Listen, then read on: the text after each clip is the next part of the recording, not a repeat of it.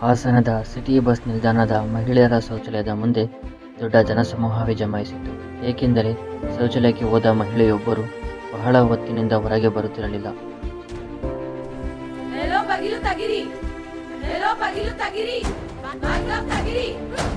Hello sir, ಇಲ್ಲಿ Hassan city bus stand ladies toilet ನಲ್ಲಿ ಯಾರೋ ಬಾಗಿಲು ಹಾಕೊಂಡಿದ್ದಾರೆ. ಎಷ್ಟೇ ಕರೆದು ರೆಸ್ಪಾನ್ಸ್ ಮಾಡ್ತಿಲ್ಲ. ಸಾರಿ, ನಾವು ಇವಾಗಲೇ ಬರ್ತೀವಿ. ಅಯ್ಯೋ, ಸ್ವಲ್ಪ ಬೇಗ ಬನ್ನಿ. ಹೌದು, ಬರ್ತೀವಿ. ಸರಿ, ಥ್ಯಾಂಕ್ಸ್. ಯಾರಾದರೂ ಒಳಗಿದ್ದೀರಾ?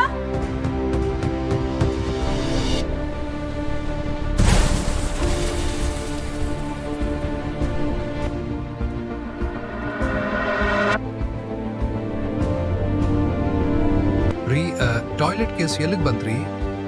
ಸರ್, ಇದು ಮೇಲ್ನೋಟಕ್ಕೆ ಆ ಮಹಿಳೆ ಆತ್ಮಹತ್ಯೆ ಮಾಡಿಕೊಂಡಂತೆ ಕಾಣಿಸುತ್ತಿದೆ. ಆದರೆ ಸರ್, ಈ ಕೇಸ್ ಎಷ್ಟು ಸರಳವಾಗಿ ಕಾಣಿಸುತ್ತಿದೆಯೋ ಅಷ್ಟು ಸರಳವಾಗಿಲ್ಲ.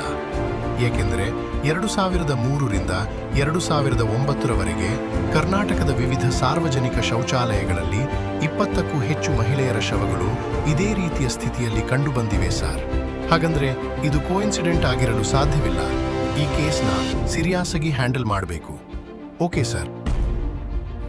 ಬಂಟ್ವಾಳ ತಾಲೂಕಿನ ಬಾರಿಮರ್ ಎಂಬ ಸಣ್ಣ ಗ್ರಾಮದಿಂದ 22 ವರ್ಷದ ಅನಿತಾ ಮೌಲ್ಯ ಎಂಬ ಹುಡುಗಿ ಮನೆ ಬಿಟ್ಟು ಓಡಿ ಹೋಗುತ್ತಾಳೆ. ಅಪ್ಪ, ನನ್ನಿಂದಾಗಿ ನಿಮಗೆ ಅವಮಾನ ಆಗಿದ್ರೆ ನನ್ನನ್ನು ಕ್ಷಮಿಸಿ. ನಾನು ಒಬ್ಬ ಹುಡುಗನನ್ನು ಪ್ರೀತಿಸ್ತಿದ್ದೇನೆ. ಮತ್ತೆ ನಾನು ಅವನನ್ನು ಮದುವೆಯಾಗಲು ಮನೆ ಬಿಟ್ಟು ಹೋಗುತ್ತಿದ್ದೇನೆ. ನನ್ನನ್ನು ಹುಡುಕುವ ಪ್ರಯತ್ನ ಮಾಡಬೇಡಿ. ಇಂತಿ ನಿಮ್ಮ ಪ್ರೀತಿಯ ಮಗಳು ಅನಿತಾ. ಅದೇ ಸಮಯದಲ್ಲಿ ಬಾರಿಮರ್ ಗ್ರಾಮದಿಂದ ಅಲಿ ಎಂಬ ಹುಡುಗನು ಕಾಣೆಯಾಗಿದ್ದನು. ಆ ದಿನಗಳಿಂದ ಬಾರಿಮರ್ ಗ್ರಾಮದಲ್ಲಿ ಕೋಮುಗಲಭೆಗಳು ಹೆಚ್ಚಾದವು. ಈ ಕಾರಣದಿಂದಾಗಿ ಕೆಲವು ಕೋಮು ಗುಂಪುಗಳು ಅನಿತಾ ನಾಪತ್ತೆಯಾದ ಘಟನೆಯನ್ನು ಲವ್ ಜಿಹಾದ್ ಎಂದು ಬಿಂಬಿಸಿ ಗಲಭೆ ನಡೆಸಲು ಶುರು ಮಾಡಿದರು. ಗಲಭೆ ಎಷ್ಟು ಹೆಚ್ಚಿತೆಂದರೆ ಜನರು ಪೊಲೀಸ್ ಸ್ಟೇಷನನ್ನೇ ಸುಡಲು ಬಂದಿದ್ದರು. ಇದರಿಂದಾಗಿ ಪೊಲೀಸರ ಮೇಲೆ ಭಾರಿ ಒತ್ತಡ ಉಂಟಾಯಿತು. ಪೊಲೀಸರು ಅಲಿಯ ಹುಡುಕಾಟದಲ್ಲಿದ್ದರು. ನೀವು ಯವನನ್ನು ನೋಡಿದ್ರಾ? ಇಲ್ಲ ಸರ್, ನಾವು ನೋಡಿಲ್ಲ. ನಾವು ಯಾರನ್ನು ನೋಡಿಲ್ಲ. 2-3 ದಿನಗಳ ನಂತರ ಅಲಿ ಸ್ವತಃ ಪೊಲೀಸರ ಬಳಿ ಬಂದು ತನಗೆ ರಕ್ಷಣೆ ಕೇಳುತ್ತಾನೆ. ನೀನು ಅನಿತಾನನ್ನ ಎಲ್ಲಿ ಬಚ್ಚಿಟ್ಟಿದ್ದೀಯಾ? ಸರ್, ನನಗೂ ಅನಿತಗೂ ಯಾವುದೇ ಸಂಬಂಧ ಇಲ್ಲ ಸರ್. ನಾನು ಕೆಲಸ ಆದ್ಮೇಲೆ ಹೊರಗೆ ಹೋಗಿದ್ದೆ ಸರ್. ಹೇಳು, ಜೈಲಿಗೆ ಹೋಗೋಣ. ಏನು ಸರ್, ಏಕೆ? ಸುಮ್ಮನೆ ಬಾ. ನೀ ಕೇಸು ಸಾಬೀತಾಗೋವರೆಗೂ ಜೈಲಿನಲ್ಲಿ ಇರಬೇಕು. Hello, Hassan police station. ಇಲ್ಲಿ ಒಂದು ಹುಡುಗಿ ಕಾಣೆಯಾಗಿದ್ದಾಳೆ. ಅವಳ ಫೋಟೋ ಕಳಿಸಿದ್ವಿ. ಸಿಕ್ಕರೆ ಕಾಂಟ್ಯಾಕ್ಟ್ ಮಾಡಿ. ಸರ್, ಬಟಕಲ್ ಪೊಲೀಸ್ ಅವರು ಕಳಿಸಿದ ಇಮೇಜ್ ಮತ್ತು ಲೇಡೀಸ್ ಟಾಯ್ಲೆಟ್ ನಲ್ಲಿ ಸಿಕ್ಕದೆ ಎರಡು ಒಂದೇ ಸರ್. ಸರಿ, ತಕ್ಷಣ ವಿಚಾರಣೆ ಮಾಡೋಣ. ಹೌದು ಸರ್, ಫೈಲ್ ಇಡು. I make the call. ನಿಮ್ಮ ಅನಿತಳ ದೇಹ ಸಿಕ್ಕಿದೆ.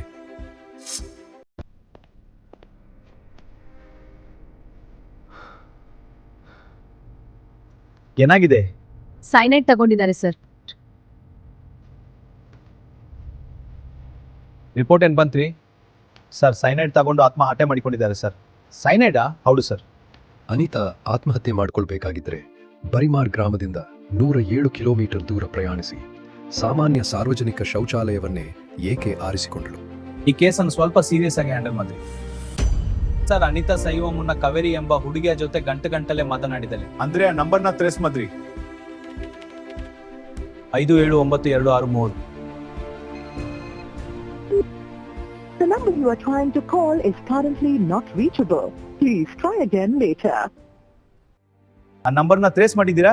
ಹೌದು ಸರ್. ಬನ್ನಿ ಅವರ ಮನೆಗೆ ಹೋಗಿ ವಿಚಾರಿಸೋಣ. ಅಮ್ಮ, ಕಾವೇರಿ ಎಲ್ಲಿದ್ದಾಳೆ? ಸರ್, ಅವಳು ಮಾರ್ಚ್ 17ನೇ ತಾರೀಕಿನಿಂದ ನಾಪತ್ತೆಯಾಗಿದ್ದಾಳೆ ಸರ್. ಸರ್, ಇವತ್ತು ರಿಪೋರ್ಟ್ಸ್. ಈಗಾಗಲೇ ನಾಪತ್ತೆಯಾಗಿರುವ ಹುಡುಗಿಯ ಜೊತೆ ಹೇಗೆ ಗಂಟಲೆ ಮಾತಾಡಲು ಸಾಧ್ಯ? ಸರ್, ಇವಳು ಕೂಡ ಇಬ್ಬರು ಹುಡುಗಿಯರ ಜೊತೆ ಗಂಟಲೆ ಮಾತನಾಡುತ್ತಿದ್ದಳು. ಒಬ್ಬಳು ಪುತ್ತೂರಿನ ವಿನೋತಾ ಮತ್ತೆ ಕಾಸರಗೋಡಿನ ಪುಷ್ಪ. ಸರ್, ಅವರಿಬ್ಬರು ಕೂಡ ನಾಪತ್ತೆಯಾಗಿದ್ದಾರೆ. ಇವೆಲ್ಲ ನೋಡ್ತಾ ಇದ್ರೆ ಇದೆಲ್ಲರ ಹಿಂದೆ ಒಬ್ರ ಕೈವಾಡ ಇರೋ ಹಾಗೆ ಕಾಣ್ತಾ ಇದೆ. ಸರ್, ಎಲ್ಲಾ ಕರೆಗಳು ಒಂದೇ IMI ನಂಬರ್ ಇರುವ ಮೊಬೈಲ್ನಿಂದ ಮಾಡಲಾಗಿದೆ. ಓಕೆ, ನಂಬರ್ ಅನ್ನ ಟ್ರೀಸ್ ಮಾಡಿ. ಸರ್, 2 ಮಂಗಳೂರಿನ ದರಲಕತೆ ಗ್ರಾಮ ತೋರಿಸುತ್ತಿದೆ ಸರ್. ಸರಿ, ಡೀಟೇಲ್ ಕನ್ಫರ್ಮ್ ಮಾಡು. ಮತ್ತೇನಿ ಸರ್. ಮಗು, ಈ ಫೋನ್ ಯಾರದು? ಎಡು ನಮ್ಮ ಮಾವಂದು. ನಿಮ್ಮ ಮಾವನ ಹೆಸರು ಏನು? ಮೋಹನ್ ಕುಮಾರ್. ಮೋಹನ್ ಕುಮಾರ್ನ ಡೀಟೇಲ್ಸ್ ತೆಗಿರಿ. ಸರ್, ಏವನೇ? ಮೋಹನ್ ಕುಮಾರ್ 1963ರಲ್ಲಿ ದಕ್ಷಿಣ ಕರ್ನಾಟಕದಲ್ಲಿ ಜನಿಸಿದನು.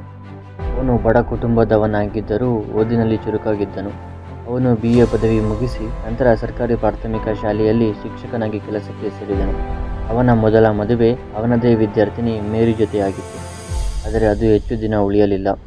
ನಂತರ ಮಂಜುಳಾ ಎಂಬಾಕೆಯೊಂದಿಗೆ ಎರಡನೇ ಮದುವೆಯಾಗಿ ಇಬ್ಬರು ಮಕ್ಕಳಾದರು. ನೋಡಲು ಅವನು ಒಬ್ಬ ಫ್ಯಾಮಿಲಿ ಮ್ಯಾನ್ ಆಗಿದ್ದ. ಯಾವುದೇ ಕ್ರಿಮಿನಲ್ ಹಿನ್ನೆಲೆ ಇರಲಿಲ್ಲ. ಅವನ ಮೇಲೊಂದು ಕಣ್ಣು ಇಟ್ಟಿರಿ. ನನಗೆ ನೀನು ಅಂಡ್ರೆ ತಂಬಾಯಿಸ್ತ. ನನಗೂ ಕೂಡ ನೀನು ಅಂಡ್ರೆ ತಂಬಾಯಿಸ್ತ. ನಿನಗೆ ಮೋಹನ್ ಗೊತ್ತಾ? ಎಲ್ಲ ಸರ್. ಸರ್ ಇವನು ಬಸ್ಕರ್ ಅಲ್ವಾ? ಇವನ ನಿಜವಾದ ಹೆಸರು ಮೋಹನ್ ಕುಮಾರ್. ಮೋಹನ್ ಕುಮಾರ? ಇವನು 20ಕ್ಕೂ ಹೆಚ್ಚು ಹುಡುಗಿಯರ ಕಥೆಯನ್ನು ಮುಗಿಸಿದ್ದಾನೆ. ಈಗ ನಿನ್ನ ಸರದಿ ಆದ್ರೆ ನೀನು ಹೆದರಬೇಡ, ನಾವಿದ್ದೇವೆ. ನೀನು ನಮಗೆ ಒಂದು ಸಹಾಯ ಮಾಡಬೇಕು. ಹೇಳಿ ಸರ್, ನಾನು ನಿಮಗೆ ಯಾವ ಸಹಾಯ ಮಾಡಬೇಕು? ಅವನು ನಿನಗೆ ಮ್ಯಾನಿಪ್ಯುಲೇಟ್ ಮಾಡಿ ಓಡಿ ಹೋಗೋಣ ಎಂದು ಹೇಳುತ್ತಾನೆ. ನೀನು ಅದಕ್ಕೆ ಒಪ್ಪಿಕೊಂಡು ನಮಗೆ ಎಲ್ಲ ಮಾಹಿತಿಯನ್ನು ನೀಡಬೇಕು. ನೀನು ನಮಗೆ ಸಹಾಯ ಮಾಡಿದರೆ ಆ ನರರೂಪದ ರಾಕ್ಷಸನನ್ನು ನಾವು ಹಿಡಿಯಬಹುದು. Sorry sir.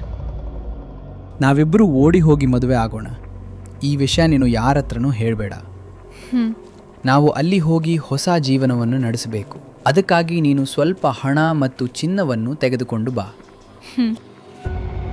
ನಿನ್ನೂ ಹಣ ಮತ್ತು ಚಿನ್ನವನ್ನು ತಂದಿದೆಯಲ್ವಾ?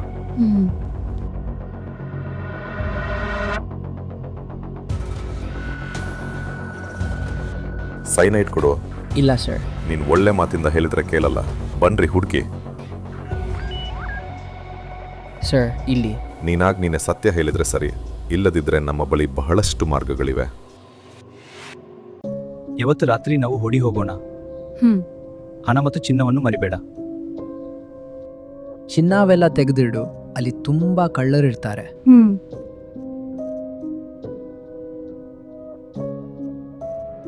ತಗೋ ನೀನು ಈ ಗರ್ಭ ನಿರೋಧಕ ಮಾತ್ರೆಯನ್ನು.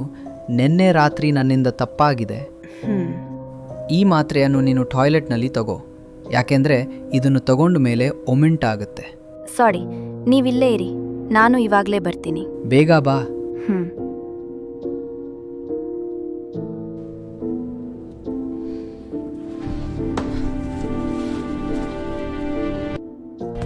ಎಷ್ಟು ಟೈಮ್ ಆಯ್ತು?